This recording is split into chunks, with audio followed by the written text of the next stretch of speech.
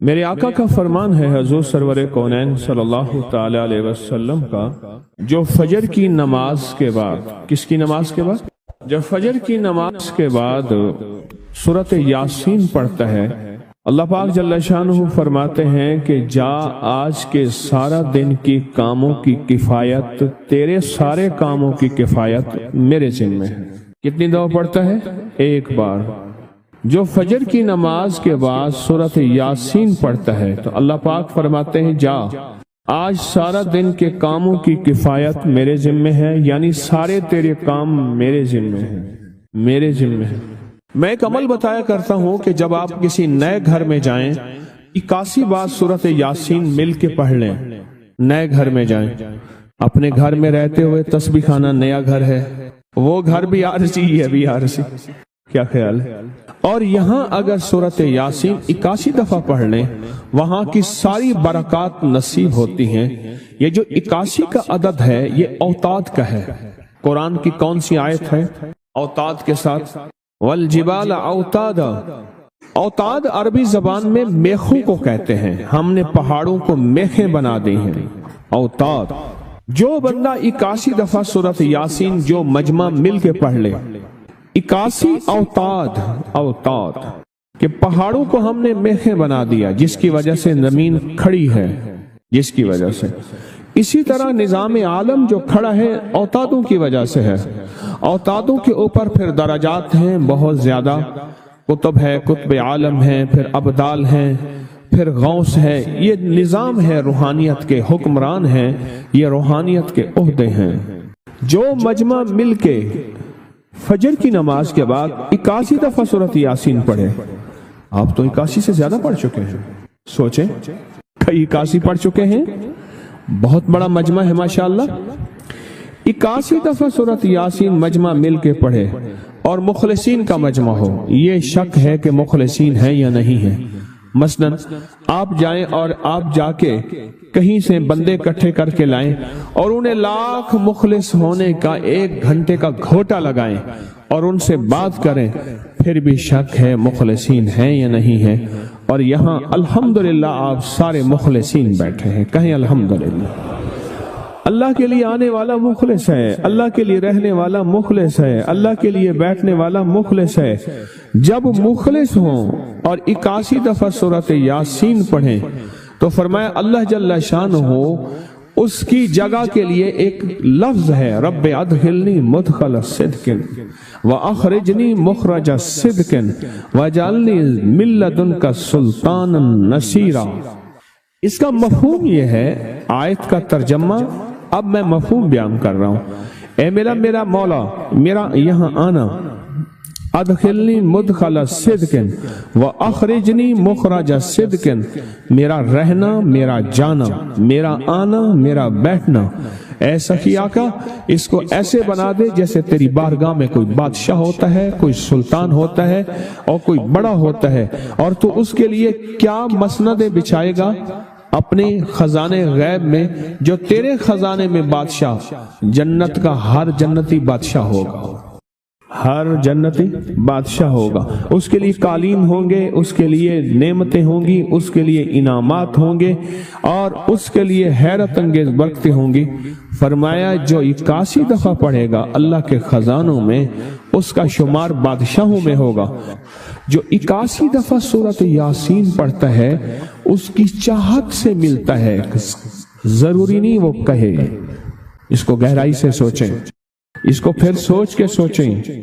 جو 81 دفعہ سورۃ یاسین پڑھتا ہے اس کی کس سے ملتا ہے؟ چاہت سے ملتا ہے۔ وہ جو چاہتا ہے اللہ دے دیتا ہے۔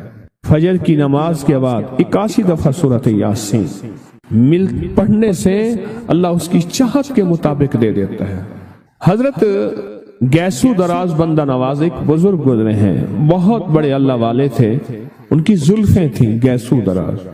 ان کا معمول تھا کہ ان کی خانقاہ میں روزانہ 81 دفعہ سورۃ یاسین پڑھی جاتی تھی اور پھر دعا مانگی جاتی تھی۔ جتنے افراد ہوتے تھے 81 ہوتے تھے، تھوڑے ہوتے تھے، آپس میں تقسیم کر کے فجر کے بعد سورۃ یاسین پڑھتے تھے اور پڑھنے کے بعد پھر دعا مانگتے تھے، اور ایک بات اللہ سے کہتے تھے کہ اللہ، یا اللہ ان پڑھنے والوں اور ان پڑھنے والی کی 81 نسلوں کو اے اللہ نہ محتاج بنانا، نہ فقیر بنانا، نہ منگتا بنانا اور نہ اپاہج بنانا۔ اللہ کے اس ولی کی یہ دعا ہوتی تھی، اور سورۃ یاسین کتنی دفعہ پڑھی جاتی تھی؟ 81 دفعہ سورۃ یاسین پڑھ کے دعا مانگتے تھے۔ اور قدرت کا نظام دیکھیں، تاریخ بتاتی ہے کہ ان کے اس محفل میں بیٹھنے والے جتنے بھی تھے، جنہوں نے دل کی گہرائیوں سے، سچے جذبے سے، یہ نہیں ہے کہ فجر پڑھ کے سو گئے یا فجر سے پہلے ہی سو گئے، سچے جذبے سے جنہوں نے پڑھا، اللہ پاک نے ان کی نسلوں میں رزق، وسعت، دولت، ایمان، عافیت، بیٹے، نعمتیں، خیریں اور برکتیں عطا کی۔ اللہ نے ان کی نسلوں میں وہ چیزیں عطا کی جنہوں نے فجر کی نماز کے بعد مل بیٹھ کر 81 بار سورۃ یاسین پڑھی۔ کیوں؟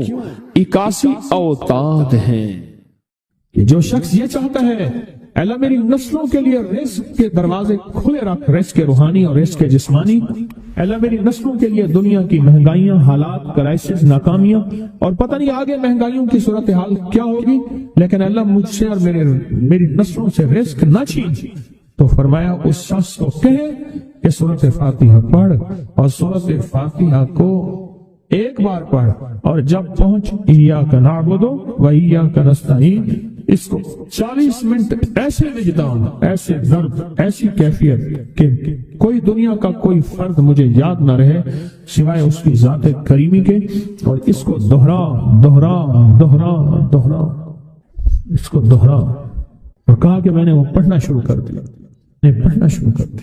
شیخ حامد کوفی کہتے ہیں کہ کوفہ میں ہمارے ہاں ایک رئیس تھا، اور لوگ اس کے در سے کھاتے تھے، اور لوگ اس کے در سے بہت لیتے تھے، اور بہت سخاوت چلتی تھی، اور سنا تھا کہ اس کے والد بھی ایسے رئیس تھے، اور سنا تھا اس کے دادا بھی ایسے رئیس تھے، اور یہ بات سنی تھی کہ اس کے دادا نے کوئی عمل کیا تھا، اور ایسا نہیں، دادا کے بڑوں نے کوئی ایسا عمل کیا تھا جس میں اللہ سے نسلوں کے لیے رزق اور رزق کے خزانے منوائے تھے۔ کتنے لوگ ایسے ہیں، مال دولت چیزیں، ایسے حالات اور گردش میں آئے کہ ناموری سے گمنامی میں چلے گئے۔ مجھے یاد ہے کہ میں ٹاؤن شپ میں ایک بندے سے ملا، یہ بات ہے آج سے کوئی 27-28 سال پہلے کم و بیش، ایسی چھوٹا سا کمرہ تھا اور مختصر سی 2-3 کرسیاں، ایک ٹوٹی سی میز، اور کہا کہ میں لاہور میں میرا سکہ چلتا تھا، میرا نام یہ ہے، نام مناسب نہیں، رازداری زندگی کا پہلا حصہ ہے، اور میرا نام یہ ہے، اور میرا اپنا ذاتی جہاز تھا، اور یہ مال تھا، اور یہ چیز تھا، اور آج میرا حال یہ ہے کہ اگر میں دوائی لوں گا تو یہ بندہ پیسے دے گا جو ساتھ کھڑا تھا، میرے پاس دوا کے پیسے نہیں ہیں۔ مجھ سے ہمارے مخلص ہیں، وہ کہنے لگے کہ میرے والد جن کے پاس جاب کرتے تھے ان کا بہت بڑا کاروبار تھا، انہوں نے اس دور میں 14,000 کی گاڑی لی تھی نئی، اور پھر 16,000 کی گاڑی لی، نئی گاڑی، کتنے کی؟ 16,000 کی گاڑی لی، 100 کا نوٹ بانٹتے تھے، صبح سے شام تک، شام سے صبح تک لوگ لین لگا کے لیتے تھے، اور جس دور میں 250 روپے کے 5 مرلے جگہ ملتی تھی، 250 فٹ جگہ ملتی تھی، نہ 125 فٹ، 125 جگہ ملتی، 5 مرلے 250 روپے کی، اور وہ بیچتے تھے۔ اور پھر ایک وقت ایسا آیا ہر چیز ختم ہو گئی۔ میرے پاس ایک ڈرائیور تھا، وہ کہنے لگا کہ میرے مالک ہیں جن کے پاس پہلے میں کام کرتا تھا، ان کے حالات آ گئے تو میں نے آپ کے پاس آپ کی ڈرائیوری کی، اگر رمضان میں کوئی بچا ہوا لنگر ہو وہ انہیں بلا لوں، آپ دے دیں گے؟ تو ہم رمضان میں مجمع آتا تو کوشش کی جاتی ہے کہ ان کو کھانا تازہ کھلایا جائے، تو میں نے کہا ٹھیک ہے، کہا کہ کچھ پیسے بھی ہو جائیں۔ کون ہے؟ کہا کہ فلاں لاہور کا، نہیں جانتے آپ؟ ہاں جانتا ہوں، اتنی بڑی سوسائٹی ہے، بڑی مالداروں کی۔ کہا یہ 28 مربع جگہ انہی کی تھی، اور آج سے 40 سال پہلے انہوں نے یہ جگہ بیچی تھی، اور اتنے کروڑوں میں اتنے میں بیچی تھی۔ اب وہ ایک چھوٹے سے مکان میں رہتے ہیں، سب کچھ ختم ہو گیا ہے، سب کچھ ختم ہو گیا ہے، اور ان کے گھر کھانا نہیں ہوتا، اور آپ اگر کھانا دیں گے تو ان کے گھر میں 2-3 وقت اچھا گزر چلے گا۔ میں اپنی نسلوں کے لیے تمنگری منوا لے، اپنی نسلوں کے لیے رزق منوا لے، اپنی نسلوں کے لیے وسعت منوا لے۔ تو کہے کہ مال بہت ہے اور نسلوں کے کام آئے گا، مال رکھنا جائز ہے، حلال جائز ہے، لیکن یہ شرط نہیں ہے کہ وہ رہے گا یا نہیں رہے گا۔ یہ میری ساتھ چوک ہے، یہاں کرتبہ چوک، یہاں 2 پلازے مجھے بندے نے بتائے، اب اس کے نہیں ہیں، کہا یہ اور یہ اس بندے کا ہے، فلاں نام کے بندے کا، اور اس کا آج کچھ نہیں رہا۔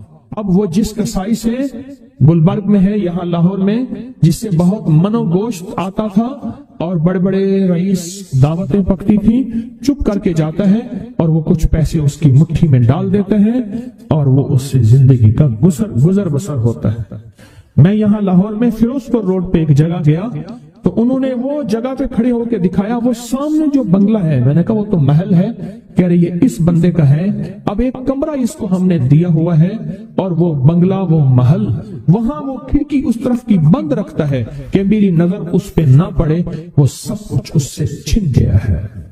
سنیں، یاد رکھیں، جو اللہ کے خزانوں سے ملتا ہے وہ تیری جیب سے جا نہیں سکتا، وہ دنیا کی جیبوں اور مالوں سے جو ملتا ہے وہ تیری جیب میں رہ نہیں سکتا۔ یہ جو عمل ہے نا، نسلوں کے لیے رزق منوانا، برکت منوانا، نسلوں کے لیے رزق منوانا، نسلوں کے لیے برکت منوانا، یہ جو عمل ہے، بس اب میں نے آپ کو عرض کیا نا کہ آپ پوچھیں کتنے دن کریں گے، میں نے کہا دل خود بولے گا، من خود بولے گا، اندر خود بولے گا۔ میں نے آپ کو کچھ واقعات سنائے ہیں، بڑی بڑی ہستیوں کے واقعات، یہ اس میں سعودی عرب مکہ مکرمہ میں ایک جگہ ہے، اس کا نام خالدیہ ہے سوسائٹی۔ میں وہاں ایک عرب سے ملا، شیخ ابو ترکی اسے کہتے تھے، تو اردو عربی تو مجھے آتی نہیں، بس تھوڑی بہت ایسے شد بدھ ہے، تو وہ تھوڑی ہی دیر میں کہتے تھے، ایسے اٹھتے تھے نا، کہتے تھے اللہم ایاک نعبد و ایاک نستعین۔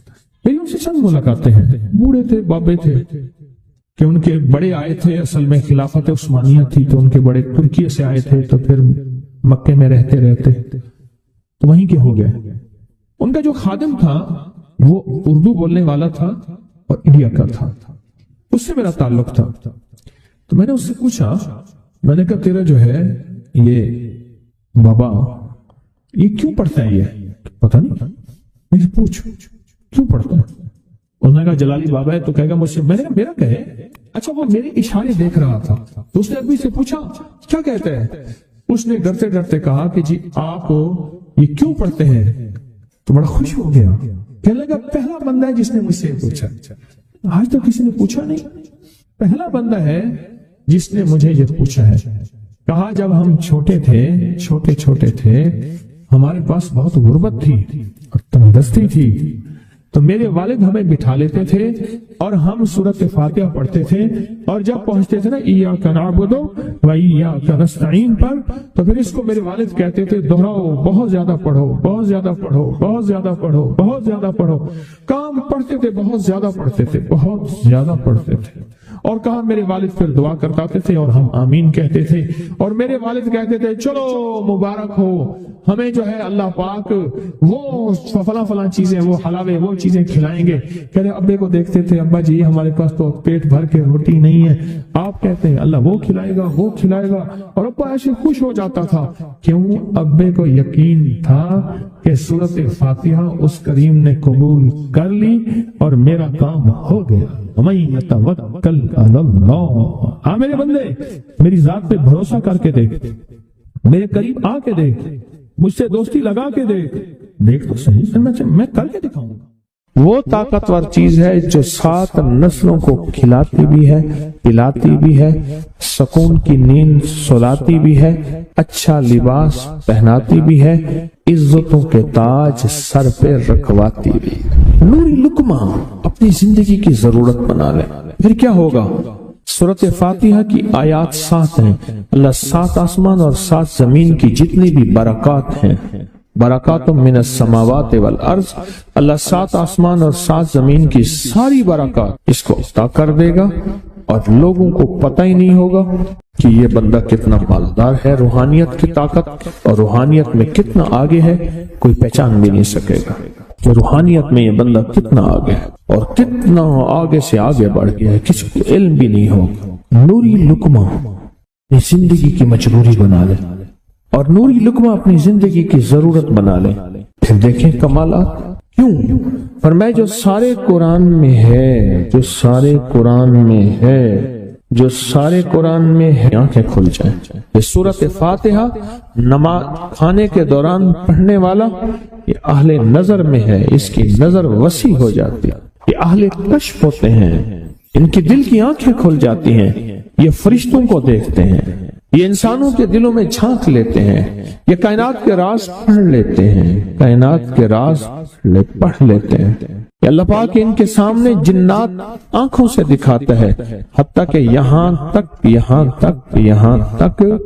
کہ اللہ قبر کے راز بھی ان کے اوپر کھول دیتے ہیں۔ نوری لقمے کا اثر یہ ہے دل کی آنکھیں کھل جاتی ہیں، دل کی آنکھیں کھل جاتی ہیں، دل کی آنکھیں کھل جاتی ہیں۔ یہ نور لقمے کی تاثیر ہے۔ چہرے کی آنکھیں تو سب کے پاس ہیں، دل کی آنکھیں سب کے پاس نہیں، دل کی آنکھیں سب کے پاس نہیں، چہرے کی آنکھیں سب کے پاس ہیں، دل کی آنکھیں سب کے پاس نہیں۔ نوری لقمے کی یہ تاثیر ہے کہ دل کی آنکھیں کھل جاتی ہیں اور دل کی دنیا آباد اور دل کی دنیا شاد اور دل کا وہ بندہ بامراد بن جاتا ہے جو نوری لقمے اپنی زندگی میں شامل کرتا ہے۔ اور نوری لقمے سورۃ فاتحہ اور کتنی بار؟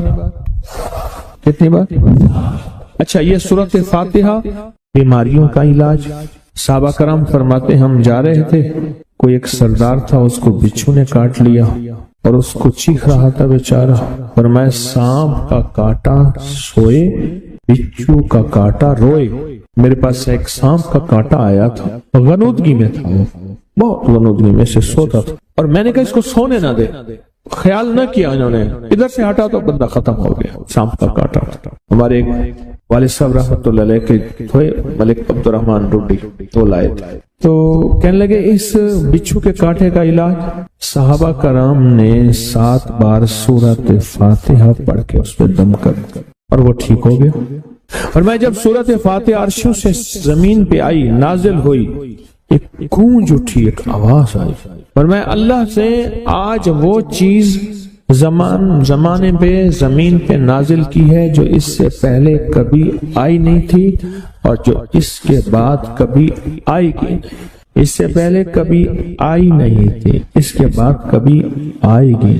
اور جب سورۃ فاتحہ نازل ہوئی، شیطان رویا، پیٹا، اپنا سر پہ راکھ ڈالی اور اتنا شور کیا کہ اے کاش کہ یہ سورۃ فاتحہ آئی ہے، اور اگر آئی ہے تو واپس چلی جائے، اگر واپس نہیں گئی تو کسی کی زبان پہ نہ جائے، یعنی کوئی اس کو پڑھ نہ سکے، اگر پڑھے تو اس کا یقین نہ ملے۔ یقین سے پڑھنے والے کی دنیا بھی، آخرت بھی، رزق بھی، عزت بھی، صحت بھی، تمنگری بھی، بادشاہت بھی، خوشیاں خوشحالیاں بھی یقین سے پڑھنے والے کو ملتی ہیں۔ اور اس لیے آج بھی شیطان سورۃ فاتحہ سے لرزتا ہے کہ سورۃ فاتحہ پڑھنے سے جنات اور شیاطین ایسے دور ہوتے ہیں، ایسے کہ میلوں دور چلے جاتے ہیں، اور اس بندے سے خوف زدہ ہوتے ہیں جو سورۃ فاتحہ پڑھتا ہے۔ کھانے کے دوران اس کی حکمت کیا ہے؟ انسان کھانے کے دوران مشغول ہوتا ہے، کھانے کی لذتوں میں کھویا ہوا ہوتا ہے، اور اگر بھوک بہت زیادہ ہو، بھوک بہت زیادہ ہو تو پھر تو ہوش نہیں ہوتا، پھر ہوش ہی نہیں ہوتا اگر بھوک بہت زیادہ ہو۔ اب اسی دوران جس طرح سنیں غور سے، بڑی میں عجیب بات بتا رہا ہوں، حضرت امام جعفر صادق سلام اللہ رضوان اللہ تعالی علیہ مجمعین اللہ کے ولی تھے، ولایت کے تاجدار تھے، سرداروں کے سردار تھے، اولیاء کے سردار تھے۔ میں بازار میں جاتے تھے، جا کے پھر واپس آ جاتے تھے، پھر جاتے کچھ نہیں خریدتے تھے۔ کسی نے پوچھا اب کیوں جاتے ہیں؟ فرمایا 2 وعدے لینے، کیا؟ میں جا کے بازار میں ہر بندے کو سلام کرتا ہوں، وہ سلام کا جواب دیتے ہیں اور کیا پتا کسی کے سلام کا جواب ایسا ہو جو اللہ کے ہاں مقبول بھی ہو محبوب بھی ہو۔ اور پھر فرمایا بازار میں جاتا ہوں اور جا کے بازار میں جاتا ہوں اور جا کے بازار کی دعا پڑھتا ہوں۔ فرمایا جو چوتھا کلمہ گھر میں پڑھے گا اس کو 10 نیکیاں ملیں گی، اور جو بازار میں پڑھے گا کتنے نیکیاں ملیں گی؟ 10 لاکھ نیکیاں ملیں گی۔ فرمایا میں 10 لاکھ نیکیاں کمانے کے لیے جاتا ہوں۔ آل رسول کی محبتیں، عبادتوں کا حرص دیکھیں، ہمیں مال کا حرص، انہیں اعمال کا حرص۔ وہی دعا، وہی چوتھا کلمہ گھر میں پڑھیں، 10 نیکی ہیں، بازار میں پڑھیں کیونکہ